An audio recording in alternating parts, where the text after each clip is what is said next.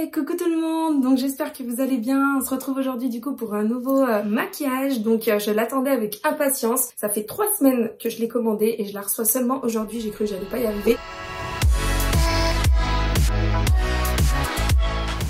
C'est la nouvelle palette du coup d'Huda Beauty, les Pastel Mint. Je n'ai pas acheté les autres pour être franche, j'ai vraiment eu un coup de cœur sur celle-ci, donc je suis restée sur mon coup de cœur de base. Je vais vous donner mon avis le plus sincère. Donc du coup cette palette coûte 29,90 € sur Sephora. Elle est composée de 9 fards, donc les voici. Donc elle a un miroir, elle est compacte, hein, donc c'est comme les autres, hein, c'est la même catégorie. Ces petites palettes sont très pratiques à emporter quand vous partez en vacances. Alors je vais vous les swatcher dans un premier temps du coup sur mon bras et comme ça vous pourrez voir un petit peu la pigmentation. Alors après attention, n'oubliez pas que ça reste comme son nom l'indique des palettes donc qui sont pastel. Qui dit pastel dit couleur claire, donc ne vous attendez pas à une pigmentation de ouf. Je ne sais pas encore, je ne l'ai pas utilisé, mais je pense qu'à mon avis on peut pas s'attendre à une pigmentation de dingue. Alors par contre il n'y a pas de nom, donc je pourrais pas vous donner les noms, dommage. D'ailleurs je trouve qu'elle devrait mettre des petits noms, mais bon. Allez c'est parti, donc on commence avec la première. Ouh, elle est belle, donc la voici, la voilà. Ensuite nous allons commencer avec la seconde qui est un magnifique pailleté. Alors quand je récupère la paillette, j'ai vraiment l'impression de utiliser quelque chose d'humide, de mouillé. Je pense que l'effet sera vraiment glossy. Ensuite nous récupérons donc la troisième qui est donc celle-ci, la voici. Ensuite donc nous passons sur les couleurs marbrées. Celle-ci, très belle, elle a des magnifiques reflets. En fait elles ont des très beaux reflets, j'aime beaucoup. Ensuite nous allons passer donc à celle-ci. Oh magnifique, c'est un beau doré. Ensuite nous allons passer à cette catégorie là, donc c'est un beau corail. Hop, voilà. C'est vraiment très doux comme couleur, j'aime beaucoup. C'est vraiment particulier hein, quand on les touche. Faut vraiment les toucher pour le comprendre. Celle-ci, c'est clairement ma préférée. Elle me fait d'ailleurs beaucoup penser à la couleur de sa première palette rétrograde. Enfin, pas la première, mais la palette rétrograde qu'elle a sortie dernièrement, que j'ai d'ailleurs, fait beaucoup penser à cette teinte-là. Magnifique. Ouh là là là là là là. Alors clairement je pense que je vais vraiment les utiliser. Donc voilà les couleurs pour le moment, voilà ce que ça donne. Je sais pas vous, mais moi je les trouve juste sublimes. On va voir en les travaillant. Je vais juste nettoyer mon bras du coup avec un super stick démaquillant. Écoutez c'est génial, ça ne pique pas les yeux en plus de ça, c'est à base d'huile d'olive, ça retire tous les maquillages même waterproof. Ce produit est disponible sur ma boutique et quand vous partez en voyage c'est radical. Donc vous en mettez, vous malaxez avec vos mains, donc il n'y a plus besoin de quoi que ce soit, bon pour la planète. Et vous prenez une serviette et l'affaire elle est réglée, aussi simple que ça. Ce petit bijou vraiment, ce stick démaquillant unique, fallait vraiment que je vous en parle. Allez c'est parti, donc je vais récupérer du coup la palette, on va commencer à travailler les yeux. Alors je vais être franche avec vous, j'ai déjà fait mon maquillage hein, comme vous pouvez le constater. Je vais juste vous dire ce que j'ai utilisé aujourd'hui avant de commencer les yeux. Donc sur mon teint je porte le Mineral Touch en teinte taffeta. Ensuite j'ai en correcteur récupéré aujourd'hui le correcteur de Benefit en teinte numéro 2. Ensuite sur les yeux le Mineral Touch Concealer qui est super bien pour faire des cut crease, pour la correction aussi, en teinte Scarlett. Et je porte au niveau de mes lèvres du coup un crayon qui à la base est pour les yeux, toujours dans la catégorie Unique, qui est en teinte Prim. Et au niveau des lèvres, je porte le Anastasia Beverly Hills. Je l'avais acheté à Miami celui-ci, je l'avais trouvé très beau.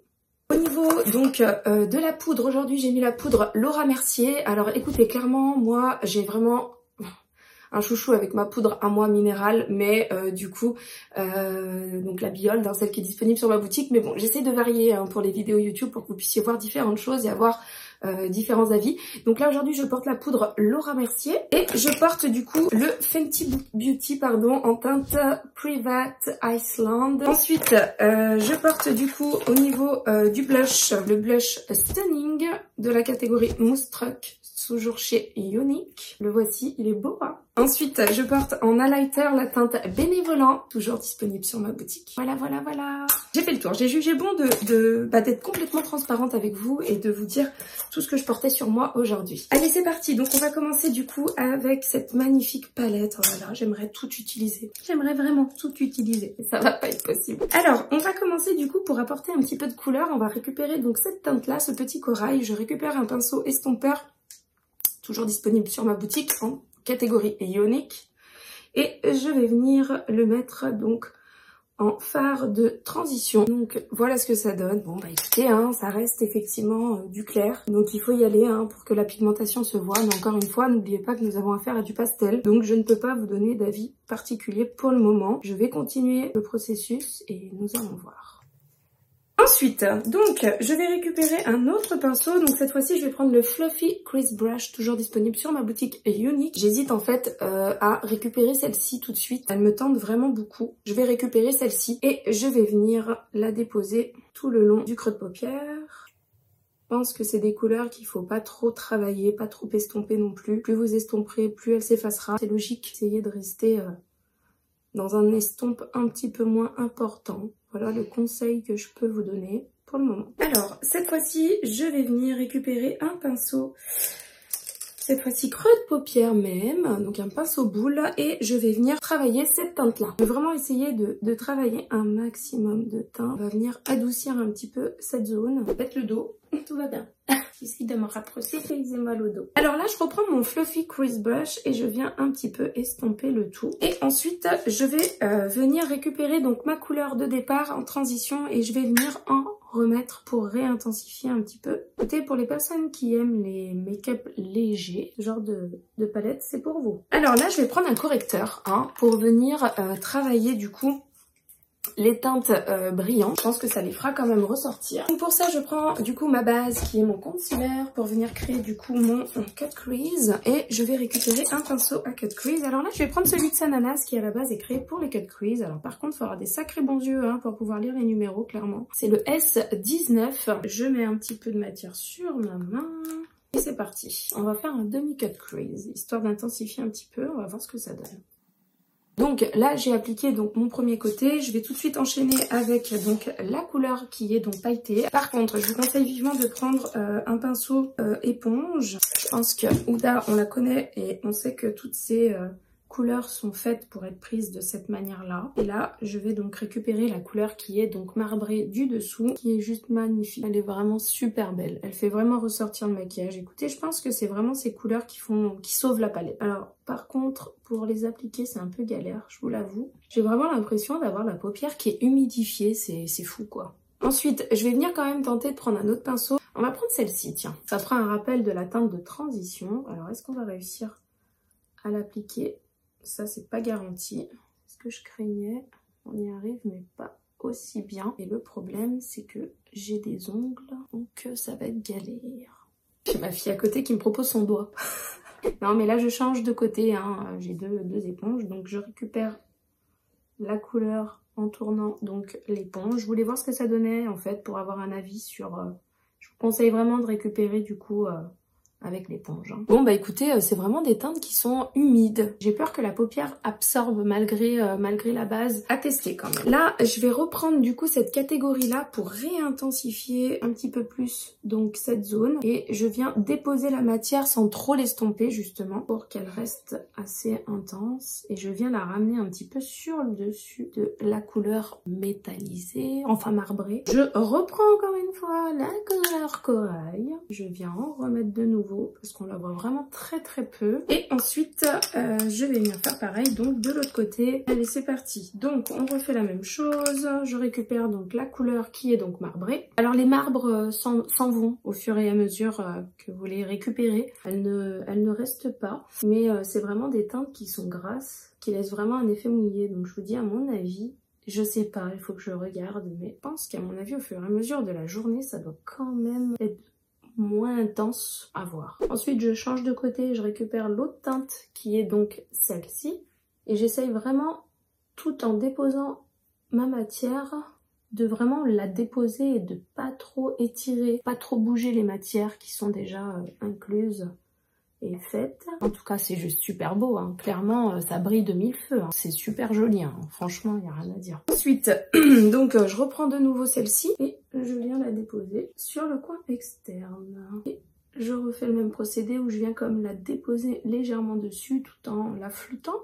Là. Ensuite, je reprends la teinte corail, teinte de transition, et je viens en remettre de nouveau, casser un petit peu l'effet du bleu. J'aurais pu aussi la travailler avec cette teinte-là, hein, sans problème, mais voilà, on avait envie de changer. Alors maintenant, donc je vais récupérer cette teinte-là, je vais venir la mettre en donc, dans mon ras de cils, donc ça c'est un pinceau péguissage. Et je vais venir commencer à travailler mon ras de cils. Et là, je vais en profiter du coup pour récupérer un autre pinceau, et donc là c'est la gamme Sananas, du coup le S13. Et je vais venir récupérer le bleu ciel et on vient raccorder mon ras de cils à ce niveau-là pour donner l'impression d'un léger dégradé, si je puis dire. Comme je vous ai dit, j'allais essayer de récupérer un maximum de couleurs pour essayer d'avoir un avis sur la palette. Donc elle est vraiment légère, j'ai bien fait de ne pas l'avoir utilisée pour le restant. Alors maintenant, je vais récupérer donc la teinte de transition que j'ai prise donc au départ, qui est donc celle-ci, et je vais venir flouter le tout. Et je raccorde avec la catégorie du haut, donc qui m'a servi de transition. Et elle est vraiment très claire cette teinte, donc il faut y aller. Hein. Faut y aller plusieurs fois pour qu'elle puisse se voir quand même. Voilà, je pense qu'on est plutôt pas mal. Ça reste assez, encore une fois, assez discret. Hein. Alors maintenant, donc je vais prendre un eyeliner donc de Younique, le Perfect. Super eyeliner, je l'aime beaucoup. Et je vais venir faire donc un eyeliner pour rehausser un petit peu tout ça. Ensuite, ça vient habiller l'œil hein, quand même. Hein. Voilà, on est plutôt pas mal. Alors, maintenant, je vais récupérer une dernière couleur. Donc, je vais prendre mon pinceau liner de chez Younique. J'aime beaucoup l'appliquer pour les coins internes. Et je vais venir récupérer la couleur du dessus. On va la mettre pour illuminer. On va voir si elle se voit. Parce que bon, bah, elle ressemble un petit peu à l'autre. Mais je me disais, Jenny, utilise-moi. Alors, je t'utilise, ma grande. Alors, bon, bah regardez, j'en ai mis là. Là, il n'y en a pas. On voit clairement que c'est quand même beaucoup plus intense quand même. J'ai bien fait d'avoir écouté ton appel. Ensuite, je vais venir du coup mettre un petit peu de mascara. Donc, je vais prendre le mascara Moonstruck Epic, le noir de chez Younique. Et ensuite, on viendra coller les fossiles de chez Sephora. Donc là, c'est la catégorie Glitter. Voilà, je les ai jamais essayés. Donc, ils ont une petite bande pailletée juste à ce niveau-là. Donc, je pense que ça va bien avec le make-up. Allez, c'est parti. Donc, on va venir mettre le mascara. Et ensuite, on viendra coller les fossiles. J'adore ce mascara, il fait des très beaux cils, très beaux cils, vraiment, vraiment. Je vais venir en mettre sur mon ras de cils.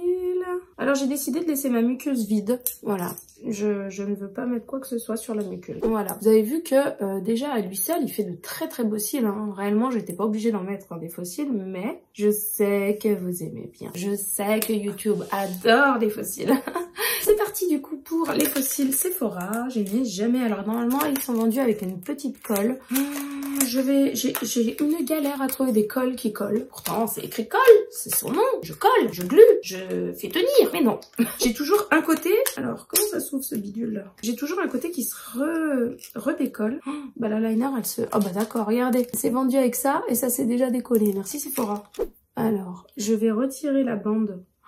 Mais non, ça me décolle mes fossiles. Oh malheur. Oh punaise, bon bah Sephora, bonjour. Hein. On va y aller quand même avec. Si j'avais su, j'aurais pas mis de liner en fait. Alors là, j'ai acheté une colle, il paraît qu'elle colle. Et j'ai peur. Et j'ai très peur. Franchement, la bande grise là, ça sert pas à grand chose. Bon, c'est du Sephora quoi. Je suis pas fan de ces fossiles. Vraiment pas. On va venir coller l'autre côté. Je trouve que c'est venu fermer mon regard. Regardez ce côté où j'ai le fossile et regardez ce côté où je l'ai pas. C'est fou ça. On va mettre un petit peu plus de ce côté parce que je sais que je peux du coup. Je m'attendais à une colle qui colle encore plus du coup. Finalement, je pense que je me suis un peu fait flipper pour rien. Donc là, je reviens mettre un petit peu de mascara Epic. La bande est vraiment désagréable. Elle gratte les yeux. On la sent. Alors c'était écrit fossile qu'on ne sent pas. Moi, je me suis dit tiens, avec un beau maquillage pailleté, une bande pailletée comme ça peut être sympa. Mais c'est super moche en fait. Je vois pas quoi elle sert. Hein. Ne les achetez pas. Ils avaient de super mauvais avis en plus de ça, mais ils étaient en promo, ils étaient en solde. Et vraiment, je me suis dit, oh, avec une barre pailletée, même un jour de l'an et tout, c'est sympa. Ouais.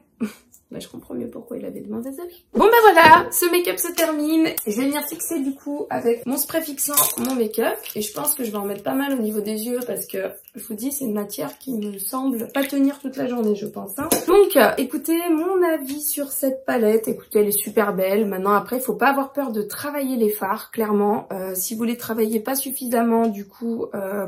ils se verront pas. Je sais, c'est moche, je sais, c'est très moche. Il aurait fallu que j'ai mon ciseau en plus pour couper un petit peu la bande. Et je pensais en fait, pour tout vous dire, que la bande pailletée se retirerait. Et en fait, elle se retire pas. Je suis un peu deg, donc ne faites pas attention aux fossiles, s'il vous plaît. Mais voilà, au moins, vous avez un rendu objectif sur cette marque-là. Ceci étant, la palette, elle est super belle. Pour le prix, franchement, ça vaut le coup. Le bleu, enfin la mint, je pense que c'est l'une des plus intenses par rapport aux deux autres qui sont sorties. Je pense que si vous devez choisir une palette, clairement, prenez bien celle-ci. En tout cas, j'ai pris plaisir à travailler les fards. Un petit bémol quand même sur celle-ci, je trouve qu'elle est vraiment trop claire. Mais bon, sinon, petit coup de cœur pour les fards marbrés. Et puis bah pour ceux-là qui sont vraiment très très brillants et très beaux, ils se voient vraiment beaucoup. Et bah écoutez, passez une très bonne fin de confinement. Nous on se retrouve assez vite pour une nouvelle vidéo. Merci beaucoup de me suivre et n'hésite pas à t'abonner. N'oublie pas d'appuyer sur la petite cloche et pour suivre toutes mes aventures. Gros bisous.